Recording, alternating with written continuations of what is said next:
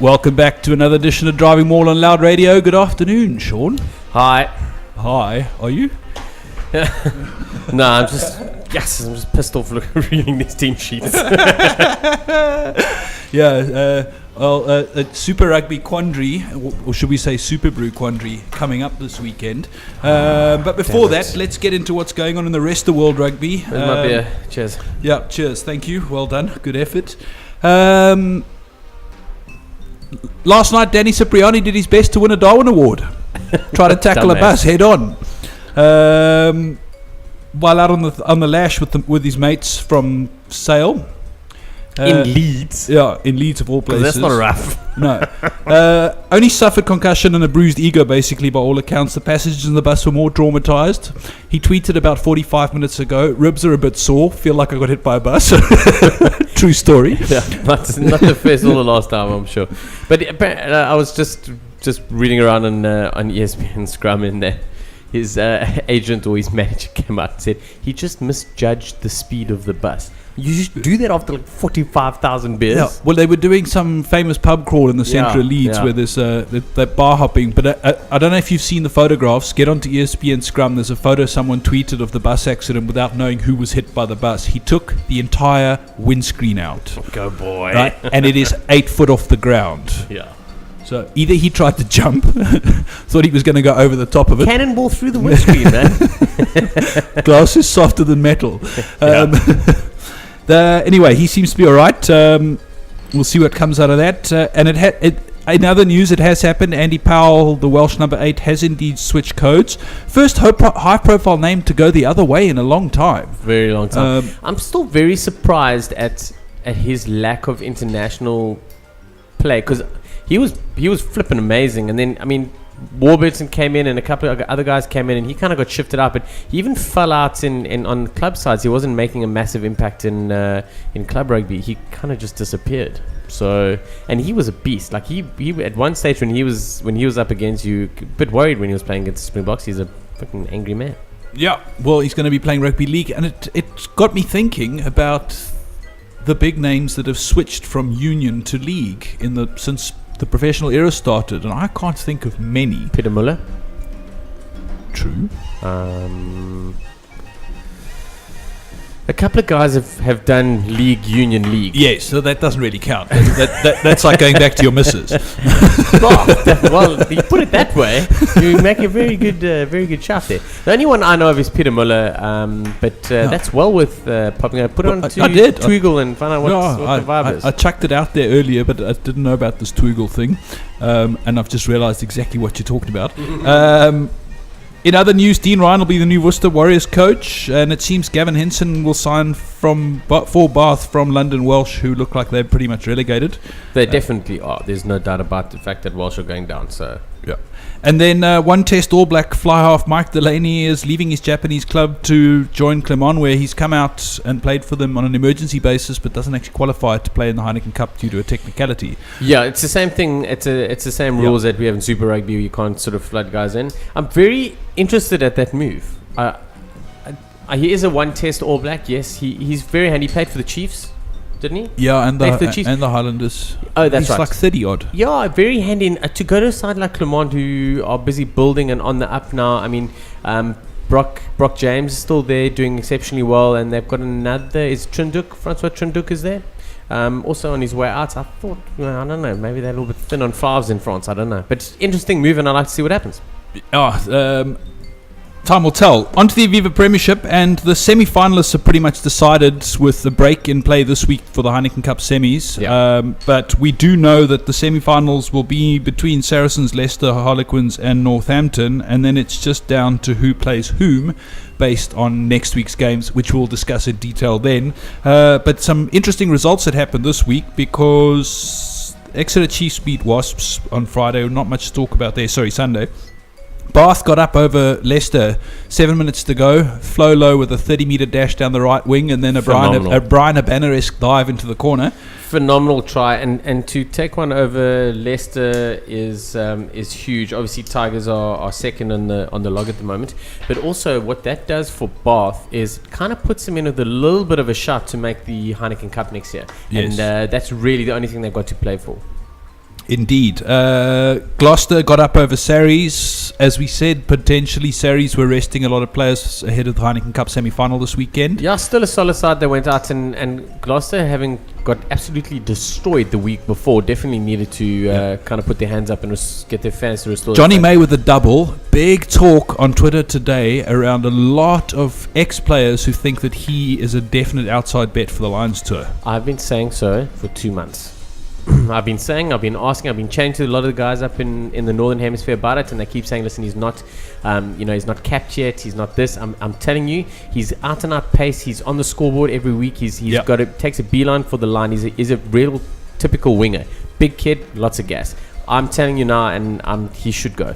I really think he should. London Irish, in what looked like a tight game for about 60 odd minutes. It was 19-15 at half time, and then they blew it out 47-28 against London Welsh. 61 minutes to 67 minutes, they scored 3 converted tries. Nice. Huge. So great for them. A bit like Borussia Dortmund, Real Madrid last night. Imagine that. Imagine if I even watched football. The Irish, I tell you, the Irish needed that bonus point win, and it pretty much comfortably with who else lost? Someone lost. Worcester lost. And Wasps. Yes. No, it wasn't. Anyway, it was Worcester losing that made that win so much better for Irish. They are pretty much guaranteed to be in the Viva Premiership next year. It was Sale that lost as well. Yeah. They got thrashed by Northampton Saints, and Saints have secured Heineken Cup football for next season. Yeah, massive. So, excuse me, the last weekend in 2 weeks' Saints time. Saints are in the knockouts as well, so. Yes, you're right. Yeah, secured knockout place. It was Gloucester that also managed to secure. They secured Heineken Cup with their win over Saracens because they can't be passed. We'll discuss the rest of those ties next week when we have something to talk about there. In the top 14, Clermont continued that ridiculous run at home. Since they destroyed Toulouse as well. It was Toulouse, yes, it was. Yeah. Sitiveni Sivivatu and Benson Stanley out of New Zealand with tries, as well as Wesley Fofana. 39-17 over Toulouse.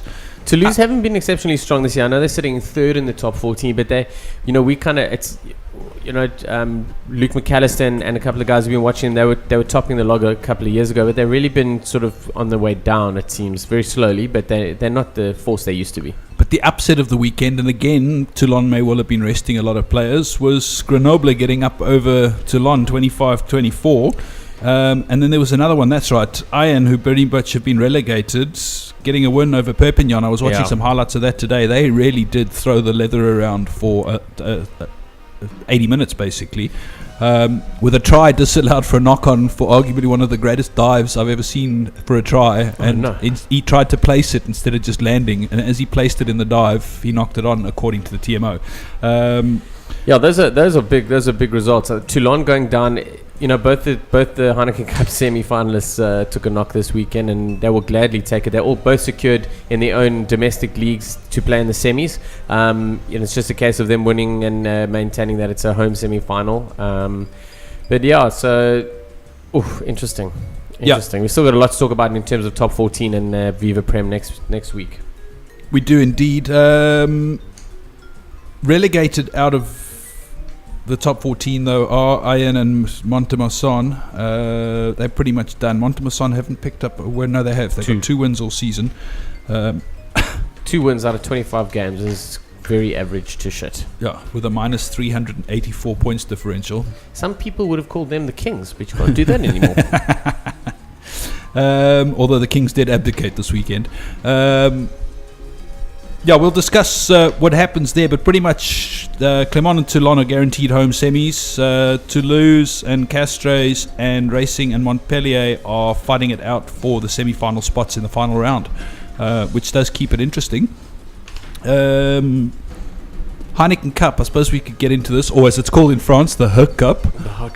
There are fresh hopes that an agreement can be found for the future of the Heineken Cup after clubs from the 6 unions involved met for secret talks. Clearly, they weren't that secret because we all fucking know about it. The current accord ends in May 2014, and the English and French clubs served notice to the tournament organisers last year with a 2-year notice of their intention to withdraw if changes to the structure of the competition weren't made. Anglo-French clubs want the competition cut from 24 to 20. 6 teams would qualify from the Aviva Premiership Top 14 and Rabo Direct Pro 12, regardless of nationality. In terms of the Rabo Direct. Yeah, that's the Rabo. Yeah. And the other 2 places would go to the winners of the Heineken Cup and the Amlin Challenge. Okay. That's not a bad shout. They have now amended that to a compromise where they say the top 4 from the Rabo Direct guaranteed, and then 2 places determined by nationality to ensure all 6 nations are represented. So you could be an Italian side playing in the Rabo Direct 12 and finish 12th and still get through because you're the only Italian side in the league. Anyway, interesting times ahead there. I have a suspicion that it will get sorted out. Heineken will no doubt make sure that happens because they've got to be getting a bit of mileage out of this product. Talking Heineken Cup, settle. Backdraft. Sure. Right, where were we? Sarries faced Toulon in the semi-final at Twickenham this weekend. Only 20,000 out of 82,000 tickets have been sold. Move it to Cape Town. I'm blown away. The fact that, I don't know, I couldn't think of anything better. Maybe it's because I don't go there all the time, but I mean, Saracens have used Twickenham as a home ground for a number of years now. Yeah. But Saracens versus Toulon at Twickenham, Heineken Cup semi-final, it's a no-brainer. With all of the talent across the park. Interestingly enough, the European Rugby Board are the ones that select where the semis are played. Yes. Right? So yeah, it's to not read a up on that decision, today as well. So it's not a decision made by either Sarries or the RFU or any of those guys. And you'd have thought that there'd be more coming out of Toulon as well. But clearly not. They've actually played it at Wembley before. Yes. And they got a massive crowd. I think they got 32 or 30-odd thousand for those games, which has been quite a successful rugby ground for Saracens and for sort of top Heineken Cup semis and stuff like that. I'm still astounded. I just have a suspicion that the Sarries faithful don't believe that they can win it. It's not that. I don't know. They've got quite a strong following. You know, they, regardless of the fact, I believe that Saracens could win it. Toulon could win it as well. Obviously, I've got a better chance of winning it. I think they've got more experience and stuff like that. But Sarries have definitely got what it takes to win, and they've proved it. So I'm looking forward to Bucky's on John. Do you think when he puts him down and rubs his face into, he still calls him captain? Sorry, captain. And then the other semi-final on Sunday. That is the semi on Sunday. Saturday sees Clermont versus Munster. And another interesting one because we could have an all-French affair. Munster weren't really picked to get through the quarterfinal, never mind that, but Paul O'Connell with a monstrous game. I'm struggling to decide that basically, as far as I'm concerned, both these semis are coin tosses. I agree.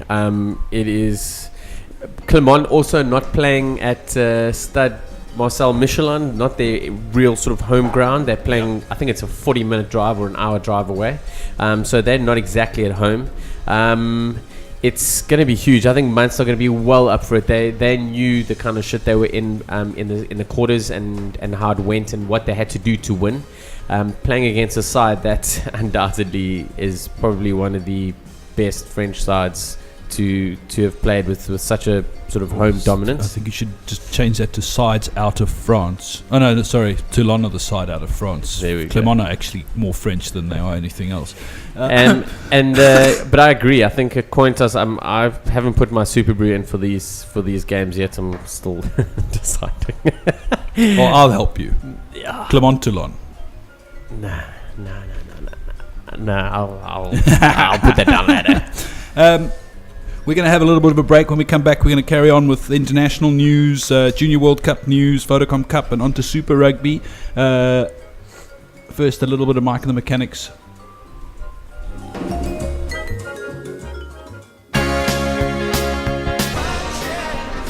That was quite possibly the shittest choice of song.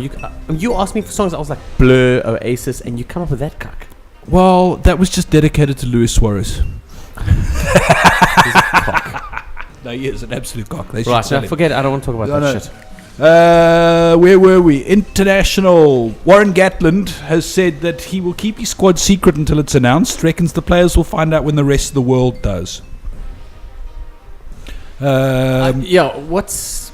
No one has heard anything. I've been trawling and hunting, and I'm hoping for a little bit of love somewhere. The 36-man squad is announced on Tuesday. It'll probably make for an entire episode of Driving Maul. Yeah, see, I'm excited to hear what goes on. I want to see what they're doing. I tell you what, Australia could be a miserable place by the end of this year with an Ashes and a Lions series. Yeah, they could. They could also be a happy place. No.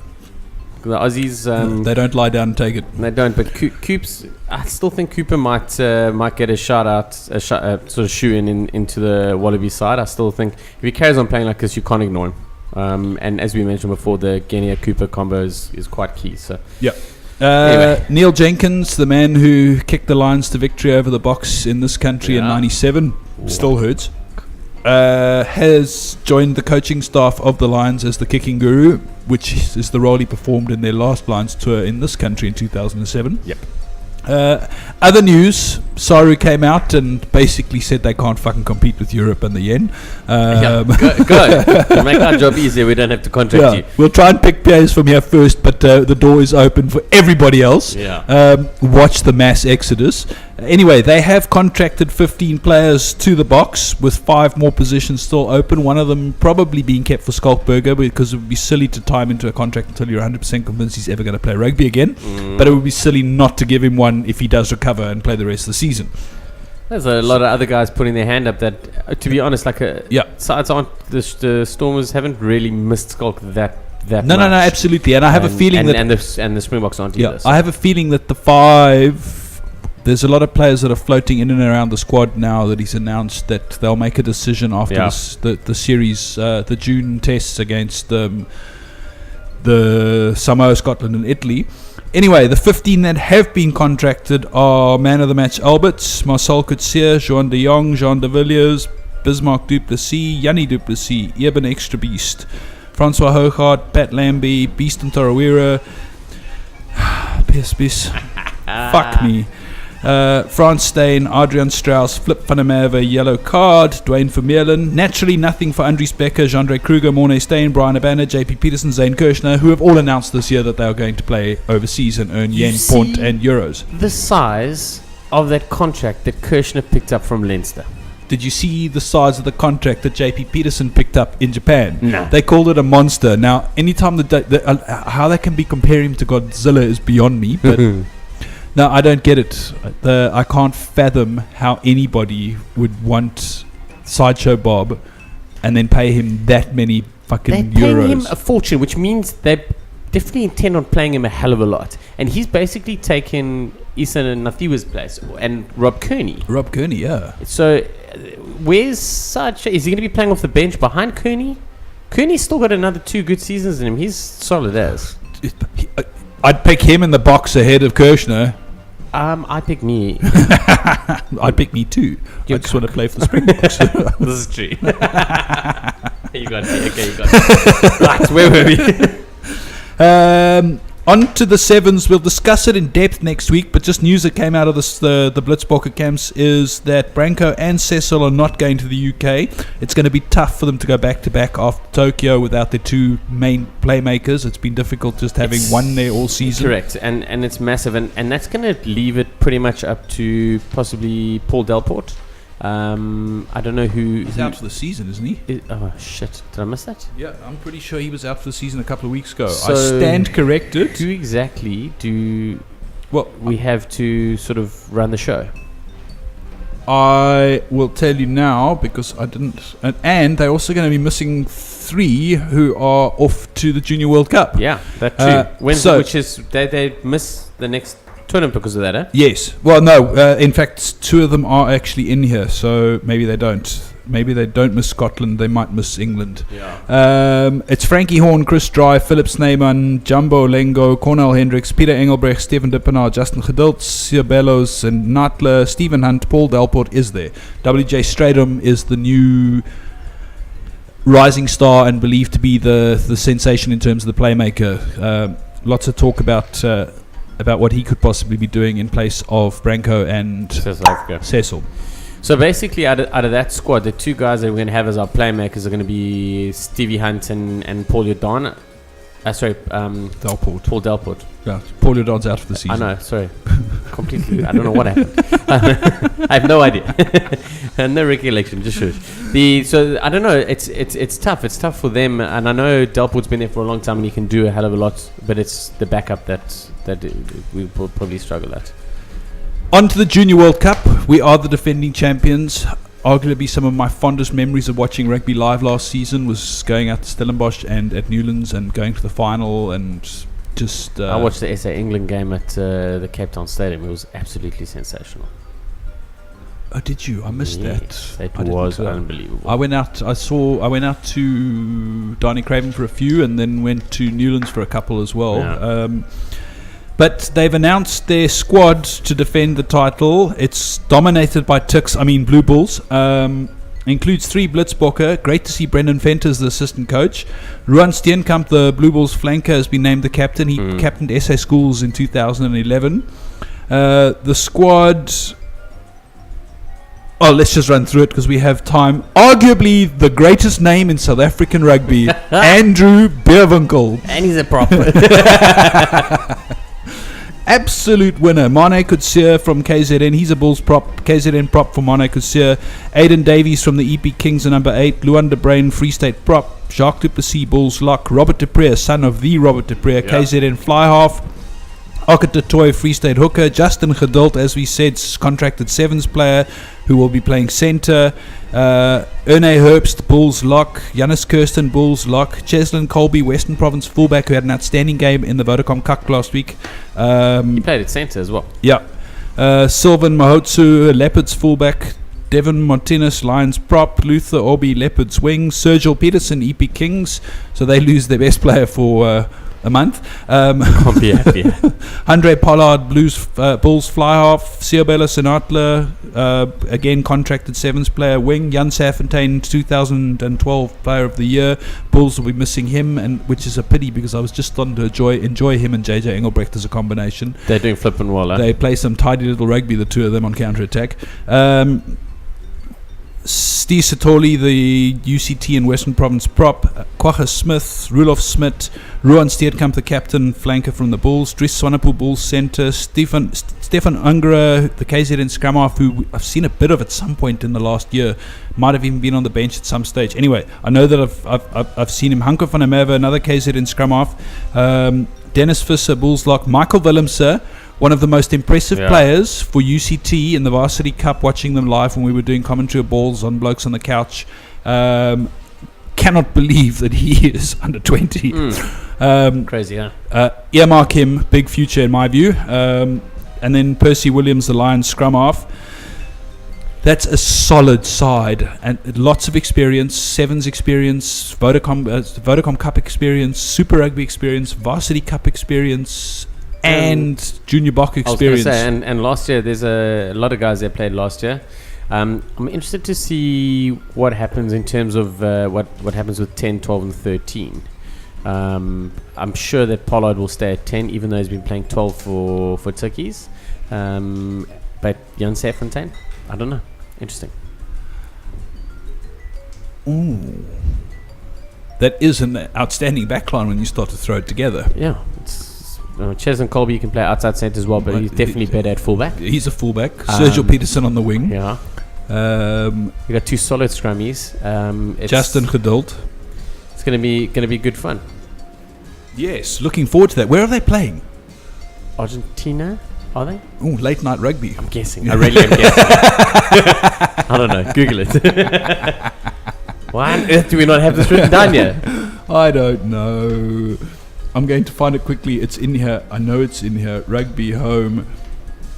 You can always rely on this lot. Oh no, you'll be on. But anyway, I know that our first 3 games are not too bad. I know we face USA in our first in the first game, and then if I'm not mistaken, France. we got Ireland. Are we playing in France? In France. Wow, I was miles away. In fact, I wasn't. If you think about it, there's more Argentinians in France than there are in Argentina, so I'm in the clear. Nice try.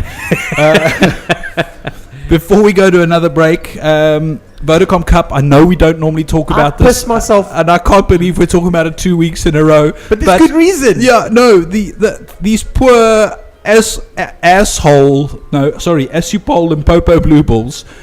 Unfortunate. Last week against the top of the table Pumas. Was it the Pumas? Anyway, whoever. They shipped 154-0 playing away from home, and you thought, yeah, okay, unlucky. Come home, play against their mother club, the Blue Bulls, who didn't give a fuck about the fact that they're supposed to have a friendly relationship. 110-0 on your home ground. 264 points in 160 minutes of rugby. And not scoring. What are they doing there? One. And not scoring one. Do you know that? Take a kick at goal. The last time. Although you got to be in there otherwise. Correct. You got to come out. Maybe from they don't have sticks. such a long kicker. But the last time we saw this was the group stages of the Heineken Cup when Edinburgh didn't score a point in 2 games as well, which is it's unheard of. Apparently not, but anyway. So who they're facing next week is what we want to know. I don't know, but the more shocking is the side that thumped them 154-0 ended up getting shocked by the Lions, who you would have thought, given the fact that they're not playing Super Rugby, would have had a full tilt at winning Vodacom Cup, but they're not. They've put all their top players into the Sharks. And Province. And the Bulls. And then the rest of them are playing against touring sides and blah, blah, blah. I would have really thought that Lions Rugby would have gone, you know what, let's go and win something. I think they're going to focus on the Curry Cup. I think they're going to definitely want to take the Curry Cup down and then just get ready for the playoff, the Super Rugby playoff. Honestly, that would be, I think it would be their only goal. No, absolutely. The Super Rugby playoffs is their only goal, but I'm just surprised that they haven't filtered more of their guys into the Vodacom Cup to at least be challenging for a semi-final spot, not floating mid-table in their conference. Anyway, when we come back, we're going to talk all about Super Rugby. You're listening to Driving Maul, where blokes judge rugby on Loud Radio. Turn it up, it's loud.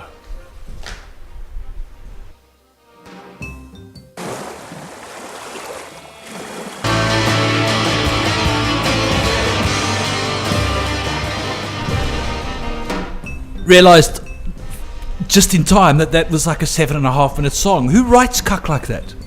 Legends. Yeah. Fair enough. On to Super Rugby, which is what we live, breathe, and eat in on the show, really. Well, I do. Me too. Just because I enlighten you of the rugby of the Europe, don't get all funny with me, bitch. Yeah. Do we have to talk about this? Some interesting results on the weekend, mostly because neither of us got a fucking Grand Slam point, on Super Brew. What? It didn't get a Grand Slam point on Super Brew yet again. Although I felt a lot better today when at Rugby Banter side said that he once got 0 out of 7. No, did he?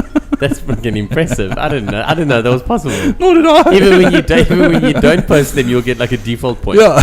But can I tell you something? Just to explain this weekend and how was it this weekend? How confusing and messed up it was. The guy that won the yellow cap on my pool this weekend only got 6 points. Yeah. Normally 8 to 10. So who's picking a draw? Reds, Brumbies. Millions. First game of the weekend was Hurricanes over the Force, 22-16. Nothing really special to talk about here. Albie Mathewson's try was quite impressive. Yes, quite. Shit. Yeah, but it's just like, who's decided that a halfback break from the base of a scrum, ghosting through the first tackle and then running 80 meters is a great try? You know what SuperSport did for their highlights? Their highlights package includes an intercept and a crossfield kick, the top 5 tries of the weekend. I'm like, really? Is that where we've got? Try was spectacular. It only ranked 5th. His step and his movement around the cross cover was phenomenal. Absolutely, it only ranked 5th. Really? Billy LaRue's intercept was ranked higher than his in the top 5 tries by SuperSport. Wow, dickheads. Yeah. Anyway, the Canes did get up over the Force by less than 7. The Force put in a massive shot at the end of the game as well. Was getting a bit worried there. Yeah, there's a full Super Brew sweat going on for me as well. And then the second game of the day, the Waratahs got up over the Chiefs, which was a shock for most of us because I picked a 7-point win, but for the Chiefs, not for the Tars. And I was well on for that I was well on for that. The Chiefs had got in there and were leading, and then John Uliagia gets put through a gap from 20 out, and the big rumbling hooker trundles in under the sticks to score the winning converted fucking try.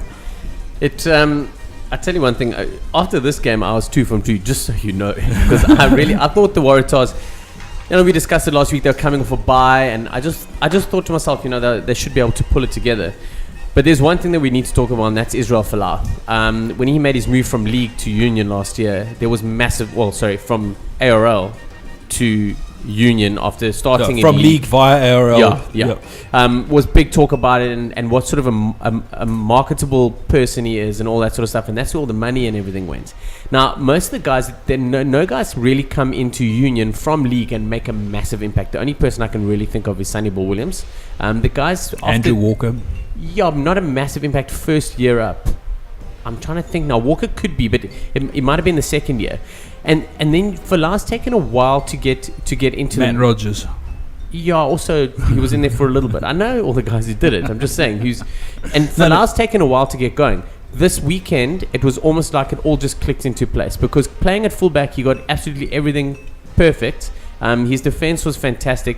His strength in the air, which is what you'd expect, should be that take for his try. I'm lambasting the crossfield kick, but a crossfield kick's a crossfield kick. Yeah. But he jumped between two defenders who were both off the ground and took the ball in his midriff to go in and score. But his hands and his running lines and the thing is, and a lot of guys in league learn it exceptionally well and they execute it well, and Sonny Bill Williams is a prime example, is offloading at the right time and in contact. And they're drawing two guys and offloading, which is always going to free up a man. If Folau carries on like that, he unfortunately will be the number 15 for the Wallabies, and Jesse Mogg's going to be somewhere else. It's tough, it is. But Mogg's just come back from injury. He didn't have a great game. He's been there and thereabouts. If Folau takes this and carries on going and playing like this, it's going to be tough. But you are going to have two of the best fullbacks in the world in the Wallaby side. So. It's gonna be huge, but like I said, it's only if he carries on playing like that, and only time will tell. Time will tell. Yeah, he's basically got 4 weeks there or thereabouts. Crusaders thumped the Highlanders. Stop picking the Highlanders, people. Who are they playing this week? Damn it! Who are they playing this week? They are on a bye. Pick them. You get 4 points. You're beautiful. The Highlanders destroyed them as we expected. Robbie Fruin was pretty solid. Jason Emery probably scored the try of the game though. Yeah. For his first try in Super Rugby, he's impressed me. I'm looking forward to seeing more of him over the years. I don't know if it'll be with the Highlanders. And then can't he play second division Super Rugby? Arguably the game of the weekend, Reds Brumbies. I didn't see too much of it. I was 3 from 3. Nice. No more for you. Taxi. But my tweet of the week came from Laurie Fisher, the assistant coach at the Brumbies, who said, "I really enjoyed Ewan McKenzie's job application presentation for the Irish Rugby Football Union. Pick and drive, pick and drive, pick and drive, pick and drive." What a game! It was a humdinger, and it was a draw, and nobody likes to see a draw in rugby. There's more than enough points to share around for someone to win. Unless you've picked them on Super Brew. This is true. What a cracker. Quade Cooper was in great form. Oh, that pass to put Rod Davies in for his third try in 2 games was an absolute belter. Reds, Jake Schatz, Rod Davies, Liam Gill all scored tries, and Coops converted 2 of them. He could have done with a third, I'm sure. And then the Brumbies only got 1 try. Yeah, Christian Lealefano. And he converted that in 2 penalties. What a game. It was an absolute humding of a game. So, sure. And then on to... Right, can we have a break? No. Look, I understand. I understand from a Sharks perspective that it's upsetting, but when you consider that it was an error fest of note and people were knocking on, and for John Plumtree to come out and say that he didn't think the Cheetahs played rugby, did you see the fucking weather conditions, John? It was shocking. Plum's on the hot seat. If we've ever seen anyone on a hot seat, Plum's on it at the moment, and he's saying some silly things. Indeed. Is he spending a lot of time with John Mitchell at all? They must be. They're good mates. But more crucially, from my perspective, because there's a lot of talk around the ref stress in terms of the advantage and how long it was played for the Sharks before the intercept came. He had called advantage over, and it was a try. Whether that was the right time to call advantage over is a whole different debate. But taking the ref out of the equation, the Sharks turned down a penalty kick in front of goal in the first half. If they'd taken it, they're 9-7 up at that point. They're not chasing the game, trying to throw the ball around. They're kicking to the corners and playing wet weather rugby. It's got to be one of the dumbest decisions I've ever seen, considering the weather conditions, by a skipper in terms of Keegan Daniel not taking the kick at goal. Which is unlike him, because he's pretty solid at absolutely. making those decisions. And it frustrates the hell out of me. It's a disease in South African rugby that for some reason in local derbies all the sides seem to think, I'll have a crack at the corner and see what we can do. It's not going to happen. In a local derby, if you get a kick at goal, take the points. And when it's pissing with rain, take the points, because they would never have been throwing the ball wide from a turnover ball with a minute and a half to play if they're 9-7 up. True story.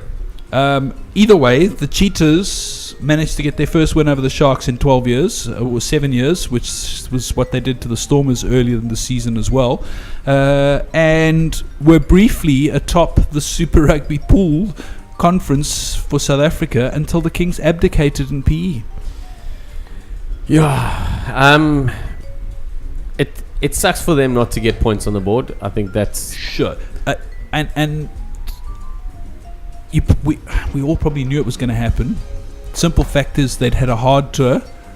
They fought hard. They played as hard as they could. They defended to the last man. They got a draw and a win in their games, and then they had to fly back from overseas. Yeah.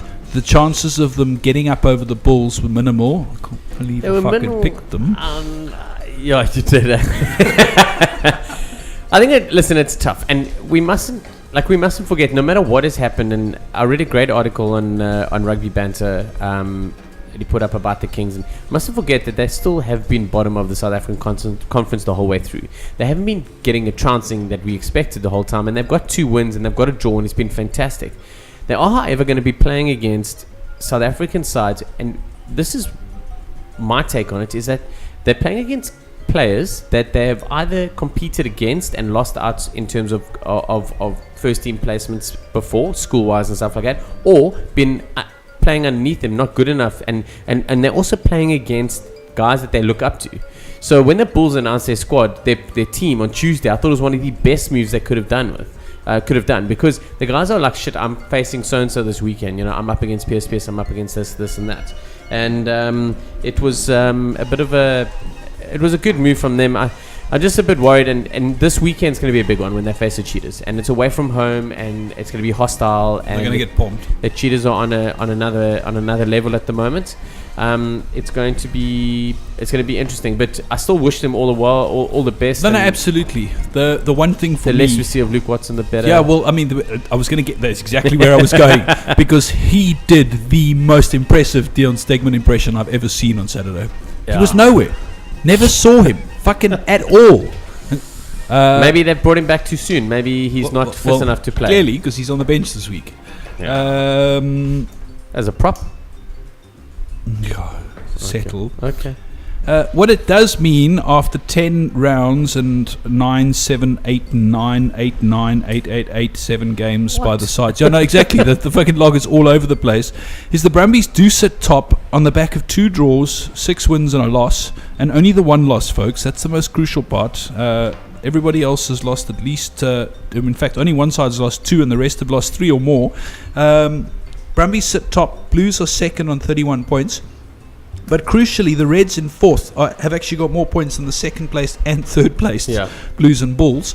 And in fact, the Chiefs could be sitting above the Bulls as well. So the top-ranked South African side should only be 5th, which boils down to the strength of South African rugby, and that there's no givens in local derbies in this country, where in Australia... Well, anyway, I'm going to shut up. I don't even know where I'm going with that. Sure. I could have helped you along with that. Just shut up. But the most shocking of the lot is that the team most of us picked to be contending come the playoffs are 9 points adrift of second from bottom in the log, the Highlanders. They've picked up 6 points in 8 games, no wins. What? Crazy. They're getting 4 points this weekend, which leaves them still rooted at the bottom. Yeah, even if the Kings get trounced. I don't know. It's weird. And it just, I just look at the common denominator. And you look at the Blues last year and the Canes the year before, and you look at Maul and Andrew Hall, and you just wonder if it was them. I don't know. But now what we're going to do is consider the Cheetahs. They haven't had a bye yet. They're going to get 8 more log points where everyone else is only getting 4, which puts them above the Bulls and into a playoff spot. It's going to be... We are in... The South African conference is probably going to be one of the most hotly contested conferences out.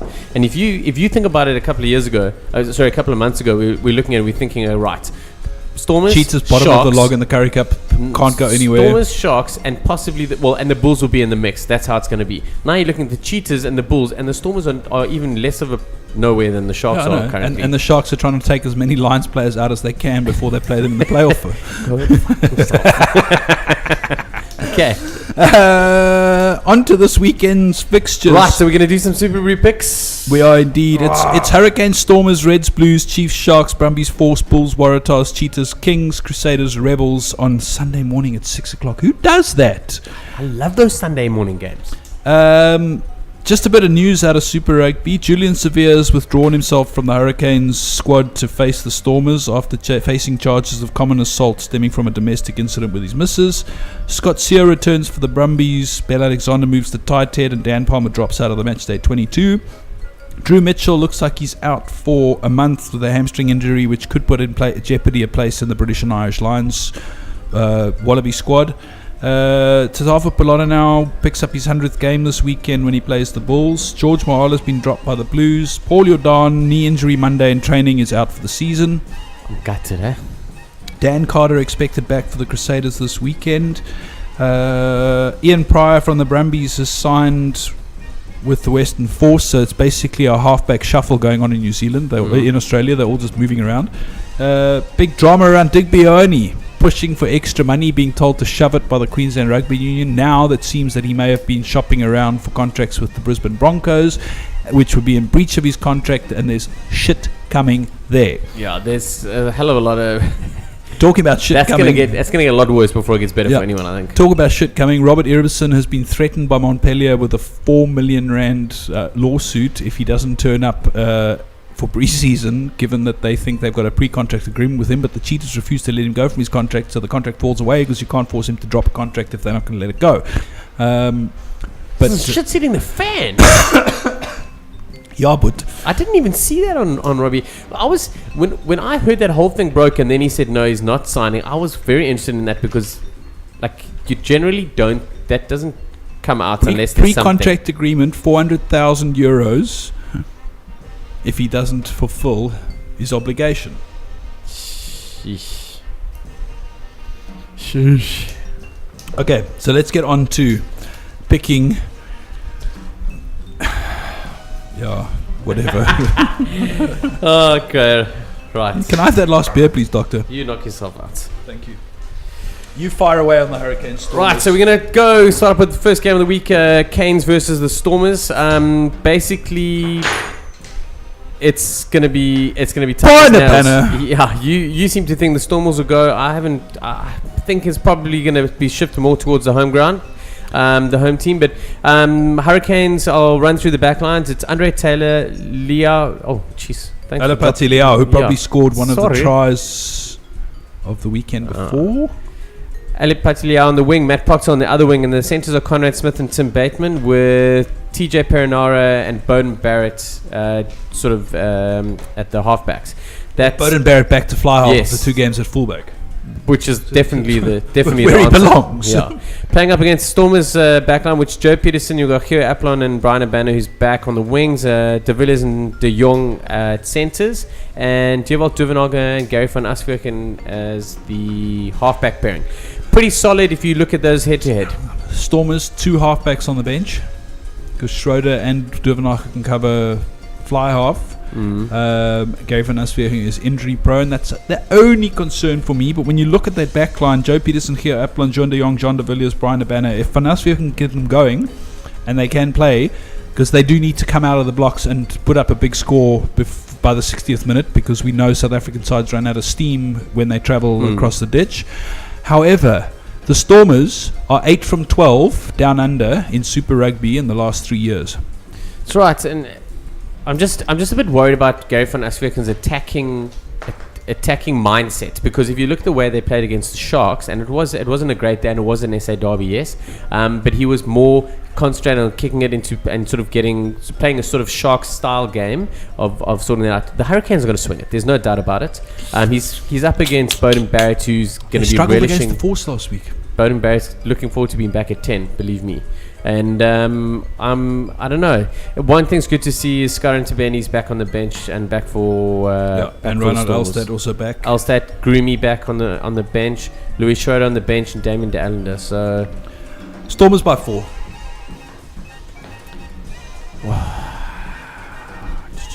Loose forwards: Dwayne Vermeulen, Mark Rhodes, Sia Khaleesi, then Andries Becker and De Kock Steenkamp. It's a solid. Gary van Asverken is the only weak link in that side.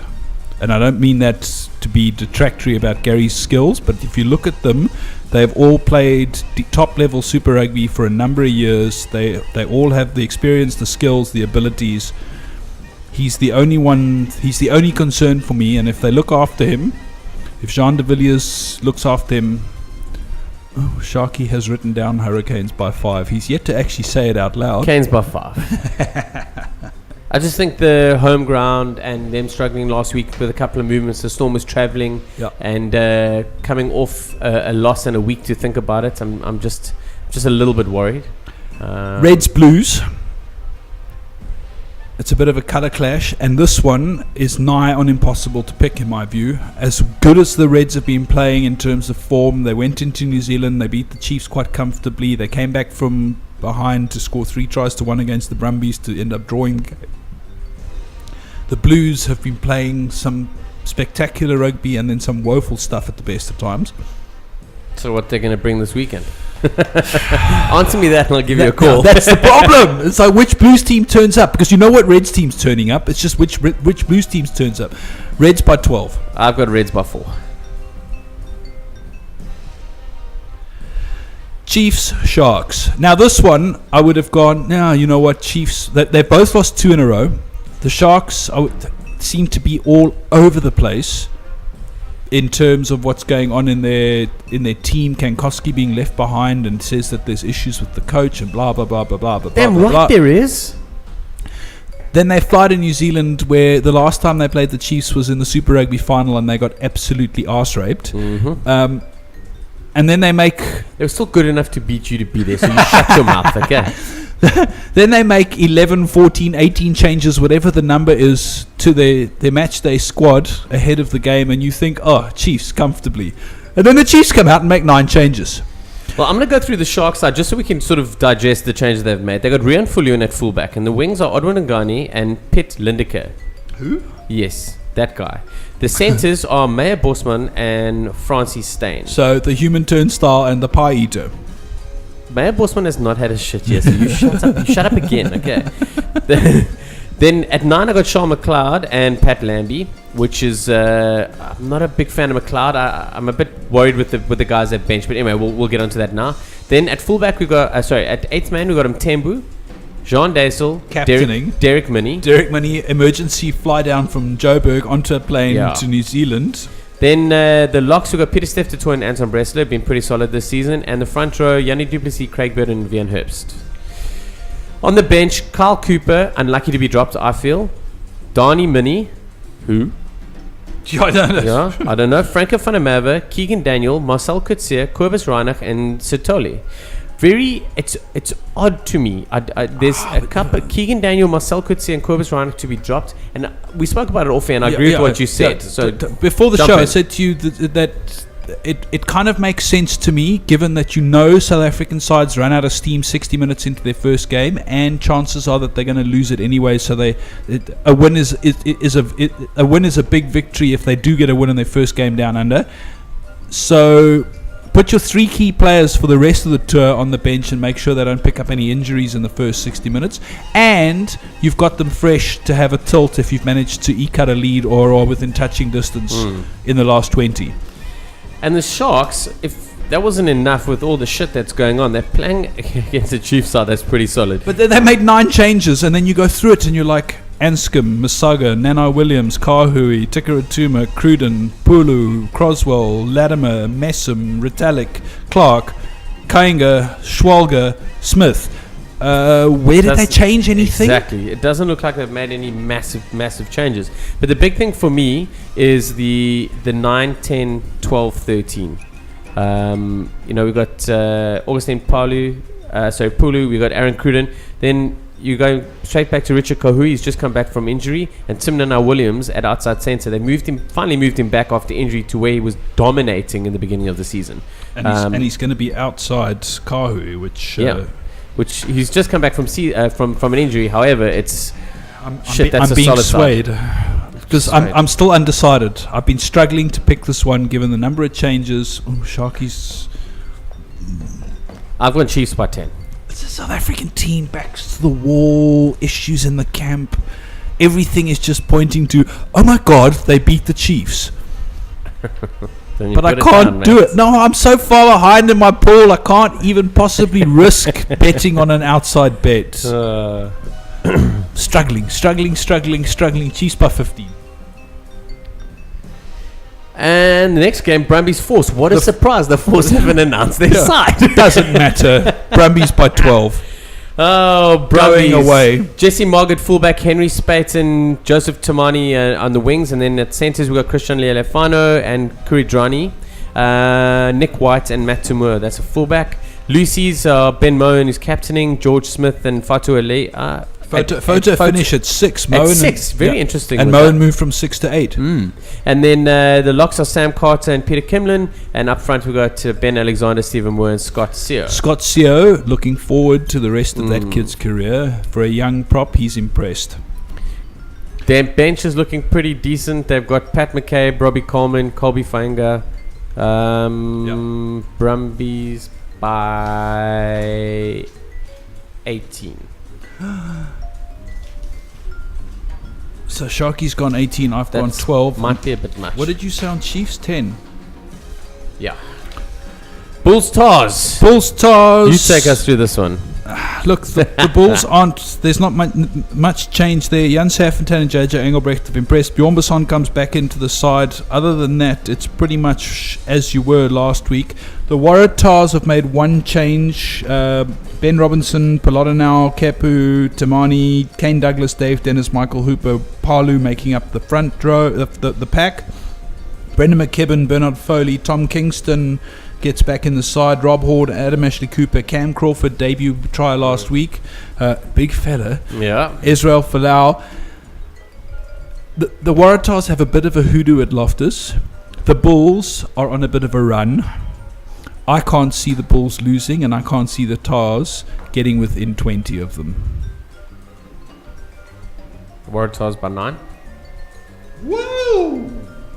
Cock on the block stuff by Sharky. I think the Tars will take this. Cheetahs Kings. Maybe not by 9, maybe 6. I'm going to change that. Waratahs by 6. No, I think they're going to take it, but I think 9's a bit much to sneak Cheetahs Kings in the City of Roses. The Bloem Tars versus the Coastal Kings. Cheetahs are pretty much. To see Jacques Engelbrecht back on the start. Cheetahs are pretty much unchanged. Luke Watson has been dropped to the bench. They believe that he hasn't recovered from that throat injury from all the bullshit he's been talking. Oh, well done. Ronnie Cook moves from wing to centre alongside Andre Strauss. Waylon Murray dropped to the bench. I don't know why they would do that again. Waylon Murray, since he's come back from injury, has not been terrible. And I think Strauss and Murray together are pretty solid. So that's a bit of an odd move for me. Waylon Murray aging has been. Ronnie Cook rising star. Yeah, but he's been doing well on the wing. Sure. Because we haven't seen him at centre. But... Have we? Didn't he play centre in the first But Michael Killian's back from injury, which means you've got to find a spot for him because he's quality. Ah, yes. the Cheetahs are unchanged, have momentum. I cannot see the Kings getting into this one. They may push them, but it's going to be a helter-skelter, high try-scoring affair, probably like 6 tries to 4 nonsense. Cheetahs by 9. I got Cheetahs by 17. Crusaders Rebels, we don't have any team sheets to go with there, but I can't see the Crusaders losing to the Rabble in Christchurch, and I have a suspicion, like Sharkies just picked 28, it's going to be a big win for the Crusaders. 32. I got them by 28. And that is about that. Try of the week.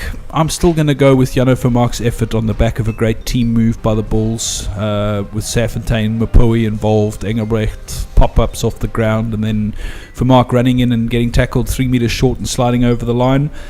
That's Great my try of the week. He's been great this season, but I think Albie Matthewson takes it. I think that was a great individual effort. My try of Rugby's the a week. team game. Made up of great individuals. Awesome, Sean. Folks, you've been listening to Driving Maul on Loud Radio. We'll chat to you next week. If you want to catch the podcast, it'll be on Loud Radio TV's YouTube channel from tonight. Sean, Cheers. good evening.